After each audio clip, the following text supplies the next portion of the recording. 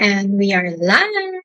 Hello mga kakwento! Good morning, good afternoon, good evening here sa Pinas, wherever you are tuning in, to those who are watching or will watch the replay later. Thank you, thank you, thank you. It's raining here, so masarap kumain nitong crackers, sausaw sa suka. Welcome back to another episode of Kape at Kwento, Kwentong Pagbabago, where we keep it real about life, change and growth, one coffee at a time. Ako po si Lori, a former OFW, a mother of two, the face behind Life with Lure business page, and now a proud digital business owner. So our topic for tonight is money worries. Let's talk about something real. Yes, it's pera. Let's be honest. Who here had ever said, okay lang ako, pero deep inside nangangarag ka na sa mga bayarin? Dumating ang sweldo, wala pang 3 days, ubos na. May due sa credit card, school fees, padala sa Pinas. Siyempre, para sa sarili, konti na lang natitira, minsan wala na nga natira. Nakakapagod, iba?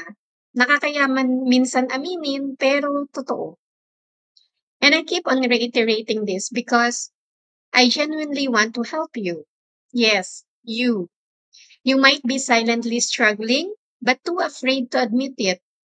Take your pride. Be honest with yourself. Kung kailangan mo ng tulong, it's okay. Hindi ka nag-iisa.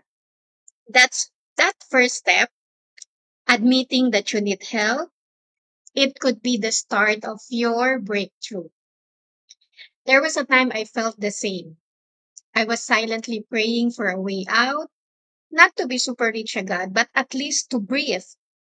To stop worrying kung saan na naman ako kukuha ng pambayad next week sa mga bills. Then habang nasa Wales ako, I was scrolling, I saw an ad.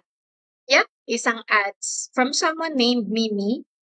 At first, I ignored it, but deep inside, I felt something.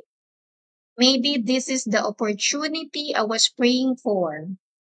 So I took the leap. I paid $149. A scary decision kasi wala akong kasiguraduhan. But guess what? That was the start of my breakthrough. Hindi ito instant yaman, pero every day I learn, I grow, and most of all, I stop feeling helpless.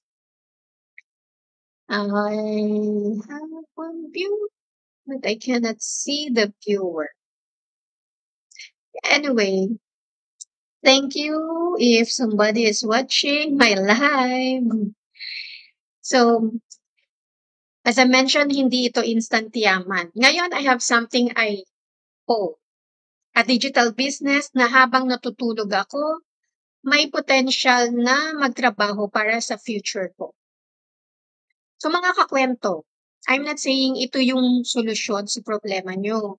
But if money worries are keeping you awake at night, yung hindi ka makatulog kasi iniisip mo yung mga bayarin mo, mga endless bayarin, endless bills, maybe it's time to try something new. While you are still strong, while you still have the time. So kung may tanong ka, or gusto mo lang makipagkwentuhan, just message me. Minsan, isang decision lang yung pagitan from stress at ng bagong simula. So cheers sa kape natin. Masarap magkape kasi umuulan at bumabaha. Hopefully, safe po tayo dito sa Pilipinas. Thank you for spending your time with me again tonight, mga kakwento. Let's continue to open our hearts to new possibilities, open our minds to new ways of earning, and open our lives to true freedom. See you again on my next live for another episode of Kape at Kwento, Kwentong Pagbabago. Bring your coffee. Bring your dreams and let's talk change. Let's continue to earn smart and live free and grow into the person God created us to be. If you want to learn more, just message me, or if you want to know how to start your own digital business, sign up on my website at www.loriramos.com with your name and email. Good night and God bless us all. Bye-bye.